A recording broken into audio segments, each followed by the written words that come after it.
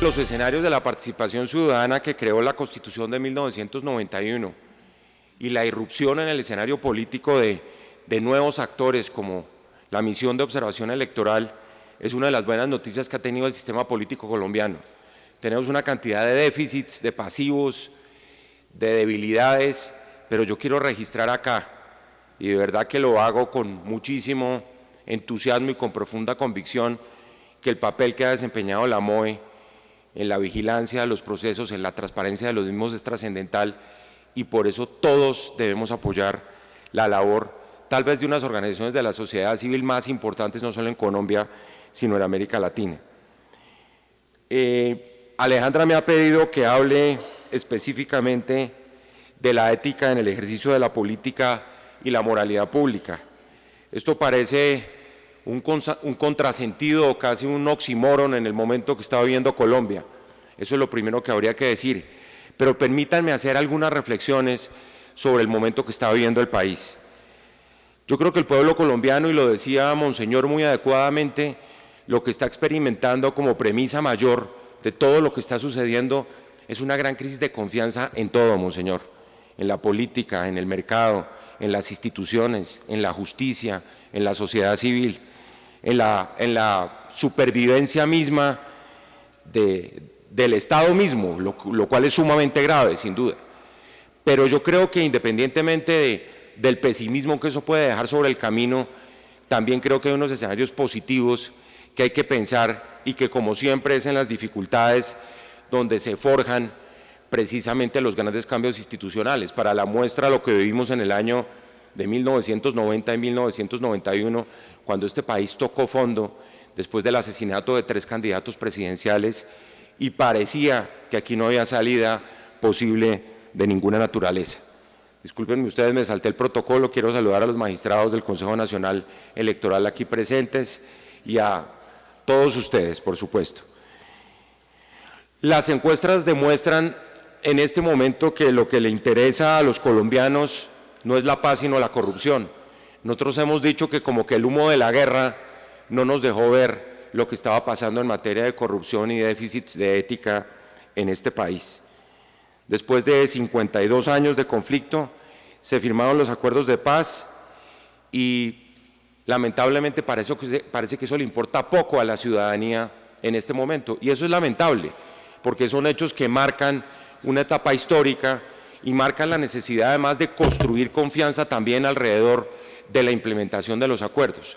Yo creo que más que posconflicto lo que estamos viviendo es un proceso de cumplimiento de los acuerdos que se firmaron, independientemente de los cuestionamientos que haya tenido el mismo en cuanto a su mecanismo de refrendación, que ustedes lo vieron ayer, la Corte lo avaló independientemente de la otra decisión que tomó, en donde, por supuesto, acudiendo a la fortaleza del Estado de Derecho, le fijó unas precisiones al Poder Ejecutivo en ejercicio de las facultades del mal denominado Fast Track. Yo estoy convencido que lo más grave de todo esto es que la política sin ética, Monseñor, es ilegítima, y que si la ética no es el punto de partida o no es la premisa mayor de la política, la víctima y el chivo expiatorio va a ser la democracia. Esa conexión que existe en los ciudadanos entre la política y la democracia es bastante perversa, porque todos los males de la política se le achacan a la democracia.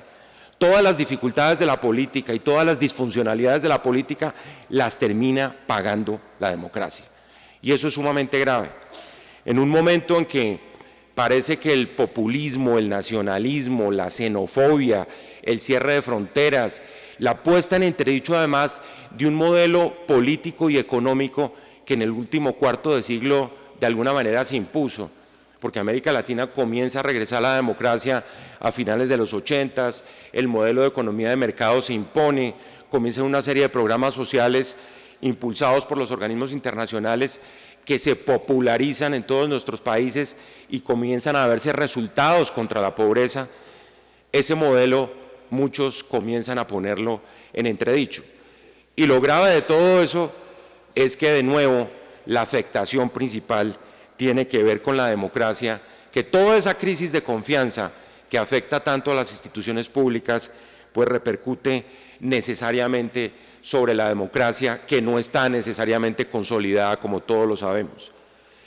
La agenda informativa del país, ustedes lo saben, ya no la marcan las voladuras de los oleoductos, la toma de pueblos, los secuestros, los lisiados de la guerra, sino los atentados contra la democracia, protagonizados hoy no por individuos con fusiles al hombro, sino con maletines llenos de coimas.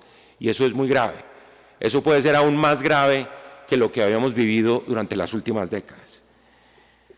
Cada peso que le roban al Estado se traduce en muerte, olvido y sobre todo exclusión de los más débiles. Les cuento, hoy llevo 54 días al frente de la Procuraduría, son algo más de 6 semanas, me he recorrido 6 departamentos y procuré arrancar por los territorios, lo que se llamaba antes los territorios nacionales y San Andrés. Y realmente el diagnóstico de lo que está pasando en los territorios es deplorable, por decirlo menos, desde el punto de vista de la ética pública, de la probidad, de la integridad, de la transparencia en el manejo de los recursos públicos. Al punto que yo decía en la Asamblea Nacional de Gobernadores, hace unas 3 semanas en Cali, que el peor enemigo de la descentralización en este momento en Colombia es la corrupción.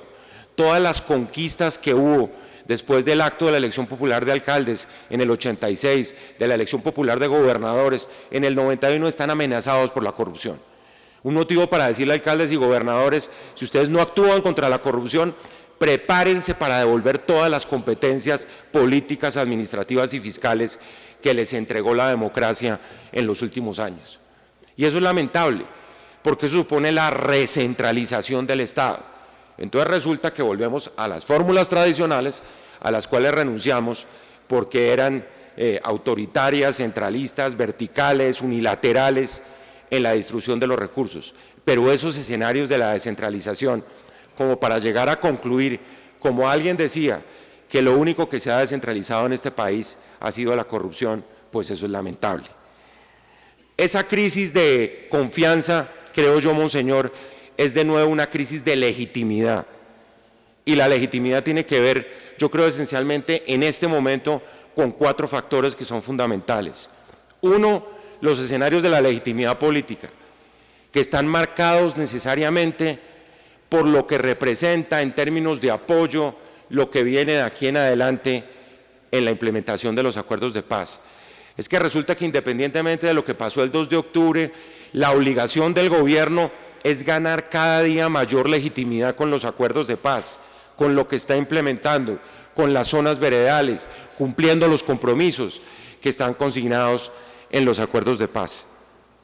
Eso vemos que está sucediendo con bastante dificultad y eso pone en entredicho la legitimidad política. Esto no es un nuevo plebiscito lo que necesitamos, es el plebiscito diario de los colombianos apoyando los logros del proceso de paz y eso es lo que parece que no se está dando. Lo segundo es la legitimidad territorial a la que me refería y es la presencia del Estado en los territorios.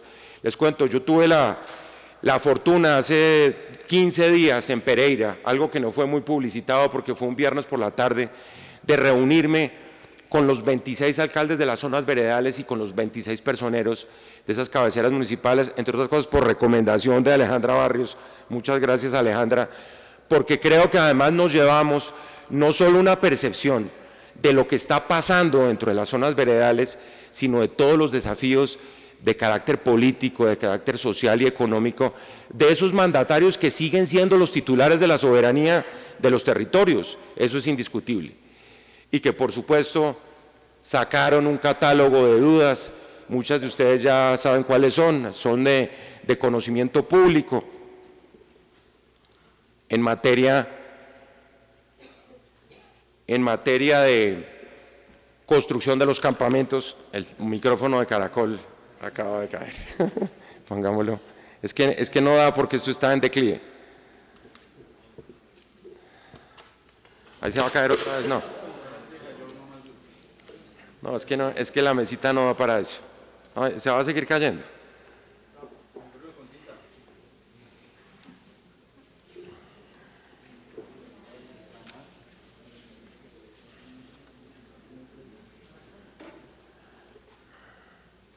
Les estaba contando que el diagnóstico y la preocupación de los 26 alcaldes de las zonas veredales tiene que ver con asuntos de cumplimiento en la construcción de los campamentos, tiene que ver con asuntos de seguridad, tiene que ver con asuntos de la propia supervivencia política de quienes son dirigentes políticos, porque los alcaldes están ahí precisamente con un horizonte que es un horizonte político y electoral y están a la expectativa de lo que va a pasar políticamente dentro de las zonas veredales. Y todo eso es importante, los desafíos en materia de salud, en materia de educación. Todo eso para decirles que la legitimidad territorial es esencial y es la presencia del Estado, no solo en las zonas veredales, la presencia del Estado en materia de justicia, no solo en la Justicia Especial de la Paz, sino en toda esa justicia básica que está por fuera de las zonas veredales. Yo venía insistiendo en columnas, en la prensa hace mucho tiempo, que el reto más importante de la justicia especial es que no vaya a ser lo que llaman los economistas un juego de suma cero, es decir, que la Justicia Especial de la Paz le quite los recursos, el espacio y la fortaleza institucional a la justicia básica, a la justicia territorial, a la justicia de los 48,5 millones de colombianos que no están dentro de las zonas veredales. Entonces, si nosotros vamos a enderezar todos los esfuerzos de la justicia hacia la Justicia Especial de la Paz, con la trascendencia que tiene para la consolidación de la paz, eso no hay duda, pues estamos simplemente pasándole una cuenta de cobro, una factura muy grande a la justicia básica y territorial en aquellas zonas del país donde la presencia del Estado ha sido tan débil. Lo tercero es la legitimación de carácter ético, para hablar de nuevo de ética, apreciado Monseñor, y yo creo que en temas de legitimación ética vienen precisamente la justificación de cuánto nos hemos ahorrado en muertes, en secuestros, en tristeza, en dolor, en víctimas, por cuenta del cese al fuego. Y ese ha sido, creo yo, uno de los activos fundamentales del proceso de paz que le siguen dando legitimidad ética al proceso. Pero la otra cara de la moneda es el tema, por supuesto, de que se concrete la entrega de armas, de que se concrete la colaboración de los señores de la guerrilla en la erradicación, en la sustitución de cultivos, que denuncien las rutas del narcotráfico, que denuncien los activos en el exterior, que entreguen los niños, una cantidad de tareas todavía pendientes, y la legitimidad ética y la confianza depende necesariamente de eso. Y lo último, que es un tema que está hoy a la orden del día, tiene que ver con algo que también tiene relación con la ética, pero que tiene más un fundamento moral en términos de la cooperación internacional. Y es que lo peor que nos puede pasar es que terminemos con los recursos de la cooperación internacional sometidos a todas las dificultades y a todas las falencias que tiene el sistema de administración de recursos en este país. Es decir, que la falta de transparencia, que la falta de rendición de cuentas, que todo lo que lamentablemente es propio de algunos sistemas de contratación en este país termine feriando los recursos de la cooperación internacional, y eso tenemos que impedirlo. Y ahí hay una tarea que tiene que cumplir la Procuraduría General de la Nación, y es vigilar la adecuada destinación y uso de los recursos de la cooperación internacional que vienen para la implementación y el cumplimiento de los acuerdos de paz. Entonces me parece que esas 4 legitimidades son elementos esenciales para la creación de la confianza. Aquí el tema, por ejemplo, de lo que alguien llama los delitos continuados y demás, yo creo que más que la discusión en el marco de la Justicia Especial de Paz tiene que ver es con la legitimidad del proceso, porque mientras los corruptos que pueden ser condenados por la Fiscalía y pueden ser destituidos por nosotros mantengan sus fortunas en el exterior, mientras los corruptos siguen engordando sus cuentas en Miami o en Nueva York, pues los niños de La Guajira y del Amazonas siguen muriéndose por desnutrición. Entonces, eso puede sonar medio populista, pero es la verdad. O sea, aquí lo que hay que perseguir es el bolsillo de los corruptos, como hemos insistido durante muchas veces. Es lo que más les duele. Y en eso estamos tratando, por ejemplo, de resucitar una serie de mecanismos que son importantes, como la declaración de bienes y patrimonio de los funcionarios públicos. En este país se le exige a la mayoría de los funcionarios públicos que entreguen una declaración de bienes y patrimonios, más que la declaración de renta. Y con esa información no hemos hecho nada. No hay alguien que vigile el incremento patrimonial. Y ustedes saben que en esos temas de enriquecimiento, Colombia sí que le ha dado lecciones al mundo. Los grandes capos de la droga en este país no cayeron por el delito de narcotráfico, y eso lo saben la mayoría de ustedes, sino por el delito de enriquecimiento ilícito. Y en ese sentido, la reforma penal que nosotros adelantamos en los 90 fue fundamental y ha sido, digamos que casi literalmente copiada por otros sistemas legales para demostrar que el crimen organizado se combate de esa manera. Porque además nosotros hemos insistido mucho que más que corrupción, lo que hay es crimen organizado internacional. Y si hay crimen organizado internacional, hay que acudir a todas las herramientas de la cooperación internacional para combatir la corrupción. Eso no es un problema local únicamente, no es un problema de ver de qué manera les aplicamos un conjunto de leyes a los corruptos en el ámbito nacional, sino ustedes lo están viendo con la gran corrupción de las grandes empresas. Yo he dicho que en la historia del crimen organizado de América Latina pasamos del narcotráfico y hoy tenemos una verdadera multinacional del crimen organizado, que es la empresa Odebrecht. Es una multinacional del crimen organizado, así como se oiga eso. Y como tal debemos combatirla con herramientas jurídicas y debemos perseguir, yo he insistido mucho en ese punto, en la responsabilidad jurídica, en la responsabilidad penal de las personas jurídicas para llevar a la muerte jurídica de esas empresas. Esos no eran 2 ejecutivos aislados, no eran 2 manzanas podridas dentro de la compañía. Ahí tienen un departamento dedicado a los sobornos. Eso era una empresa criminal. Y con una empresa criminal lo que hay que hacer es tratar de buscar la muerte jurídica de esa empresa y nosotros no disponemos en este momento en Colombia de una herramienta legal que lo permita.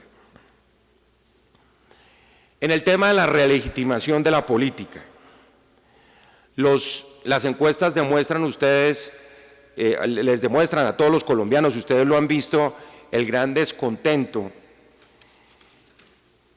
el gran desapego, la desafección, el repudio que hay al ejercicio de la política, y eso lo acaba de mencionar Monseñor.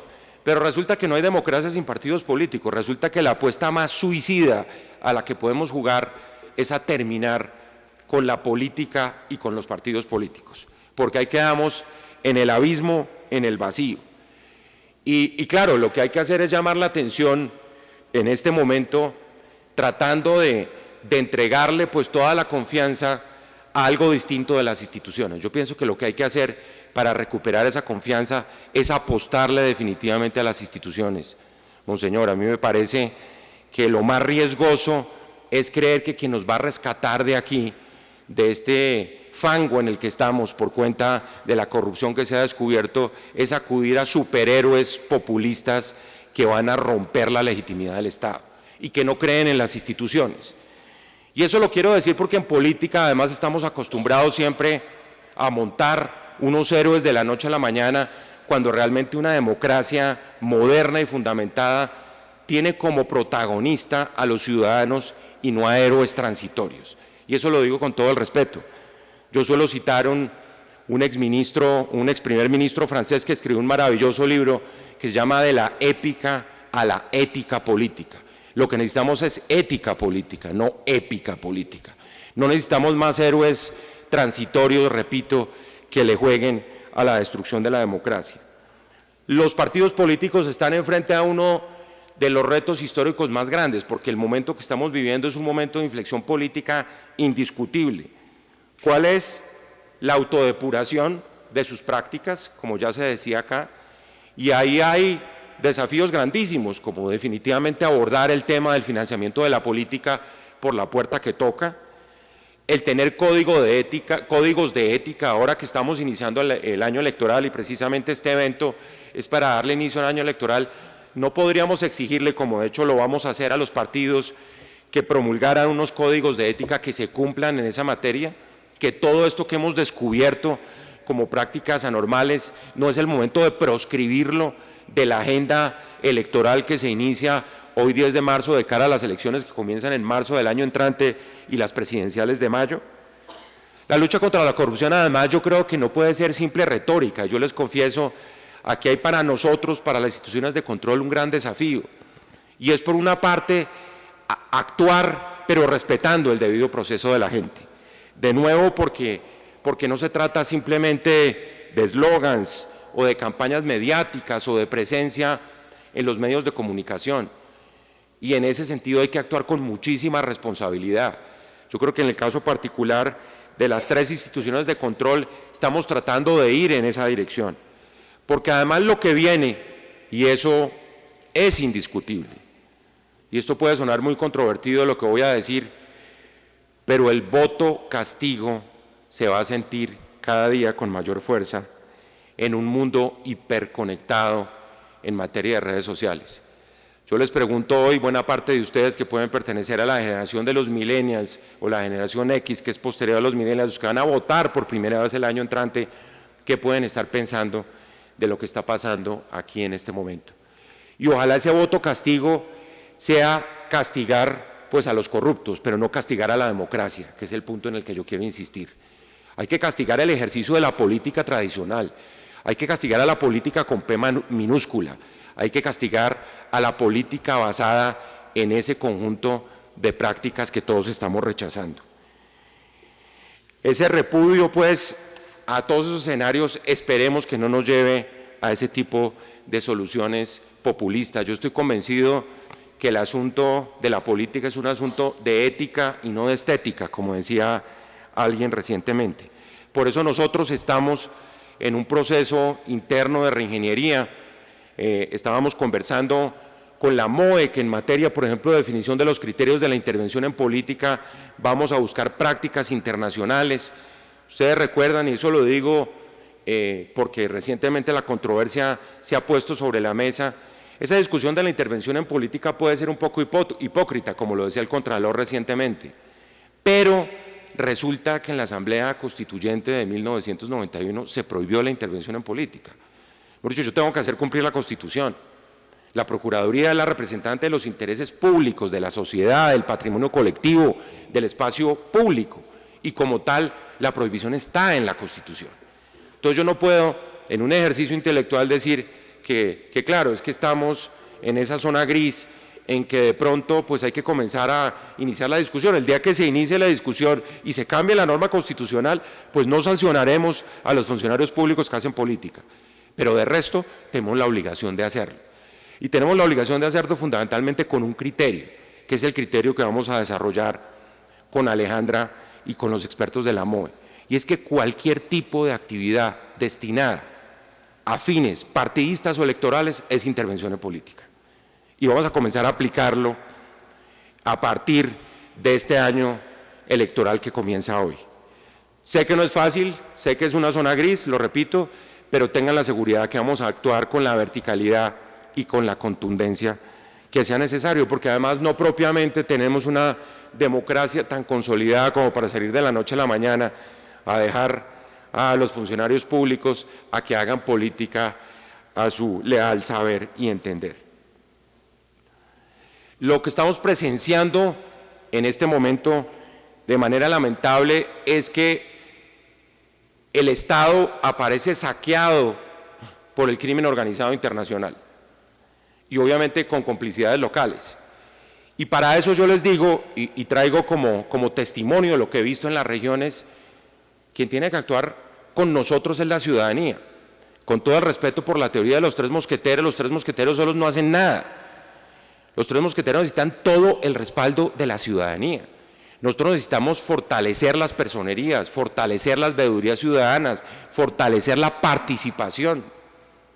Y aquí traigo de nuevo a colación el papel que ha jugado la MOE en la consolidación democrática de este país. Salió precisamente de un escenario de participación ciudadana. Les digo, en las regiones donde yo he estado, en el Valle, en Antioquia, en Risaralda, con los alcaldes de las zonas veredales, llegué de Leticia anoche, estuve en San Andrés, donde hay capacidad de denuncia, ojo, de denuncia, no de recompensa, es muy importante que la ciudadanía sienta que las instituciones funcionan, y yo creo que ese es nuestro gran compromiso. La gran expectativa que tienen todos los colombianos sobre las 3 entidades de control es que funcionen, es que den resultados, pero necesitamos la denuncia de los ciudadanos. Ayer en Leticia, desde las mujeres indígenas hasta dirigentes populares que no han tenido eco en sus denuncias, llegó un señor con un maletín repleto de denuncias y decía, pero es que yo para qué lo traía acá si esta institución lo que hacía era archivar todos los documentos que yo le entregaba. Eso es precisamente lo que tenemos que evitar. y tenemos, repito, que actuar con mucha verticalidad, respetando el Estado de Derecho, respetando el debido proceso, pero mostrándole resultados a esos ciudadanos que se están acercando a denunciar los actos y los hechos de corrupción. De nuevo, yo creo que esa confianza, monseñor, no va a renacer de manera mágica por eso, y tiene que venir de la mano de las instituciones tradicionales, tiene que venir de la mano de la recuperación de la justicia, por ejemplo, que sigue siendo ese gran déficit institucional que tenemos, que la justicia llegue a los territorios, que seamos capaces de combatir la exclusión y la desigualdad. Yo he dicho que hay dos grandes males que son como las dos fallas sísmicas del sistema político, que son por un lado la desigualdad y la exclusión y por el otro lado la corrupción. Y ese control ciudadano es el que además nos va a permitir erradicar esas malas prácticas. Y ahí hay que pensar en empoderar a los jóvenes, a las mujeres, a esas nuevas generaciones que van a votar por primera vez el año entrante, de ahí tan importante la labor que vamos a hacer de vigilancia en términos de transparencia, de imparcialidad, de objetividad en relación con quienes de alguna manera participamos en todo este escenario electoral que comienza precisamente hoy o mañana. La ética en la política no es un imposible como muchos creen, es sencillamente, creo, el corazón de la supervivencia de la democracia. Y en ese sentido, permítanme, y con esto termino, 5 reflexiones sobre lo que nos queda por delante en términos de la agenda pendiente. Por un lado, abordar de una vez por todas el tema del matrimonio ilegítimo del dinero con la política, para que el ejercicio de la política no siga siendo, como ha sido hasta el momento, una actividad con ánimo de lucro y los ciudadanos puedan creer de nuevo en esa actividad. Lo segundo, llegar nosotros a la convicción que no hay democracia sin política, pero es política con P mayúscula, es la política del interés público, es el arte del bien común, como la definían los griegos, y eso es lo que tenemos que tratar de reconstruir, por romántico que esto suene. Se trata de repensar esos estándares éticos de la política, y eso se hace por la vía de las leyes, pero por la vía de los controles sociales y de los controles éticos. Tal vez más importante que todo ello, y nosotros lo hemos venido repitiendo, es que en este país deje de dar estatus el ser corrupto. El corrupto es el chacho del pueblo, como dicen las nuevas generaciones. Al corrupto hay que erradicarlo con sanciones de carácter social. Lo que hemos visto es una gran impunidad social alrededor de la corrupción, independientemente de lo que pase con las leyes. Y todo eso es trascendental. Como decía un pensador español del siglo XIX, lo que pasa es que tenemos una gran cantidad de leyes, pero estamos dando muy poco ejemplo. Y esa ejemplaridad del servicio público tiene que ser la política del futuro. La política tiene que ser el arte de ejemplificar. Y por eso hay que tratar de eliminar esos saldos rojos que tenemos en valores cívicos y tradicionales. La corrupción es un problema cultural de la sociedad colombiana y es un problema que le debemos fundamentalmente a la cultura del narco, que con tanta fuerza entró lamentablemente en todos los estratos sociales, que implicó una reverencia al atajo, al dinero fácil, al usted no sabe quién soy yo, y todas esas conductas que tenemos que erradicar de la cultura de los colombianos. Por eso es tan importante elevar la calidad y la majestad de la política, y eso se hace precisamente en un año como el que comienza hoy, en un año electoral, donde ese tipo de prácticas se comienzan a erradicar, promoviendo una cantidad de cambios en los comportamientos de los ciudadanos. Yo siempre he dicho que aquí lo importante hacia el futuro es que se pueda volver a hacer política sin ensuciarse las manos y que se pueda tener éxito en política con las manos limpias. Muchísimas gracias.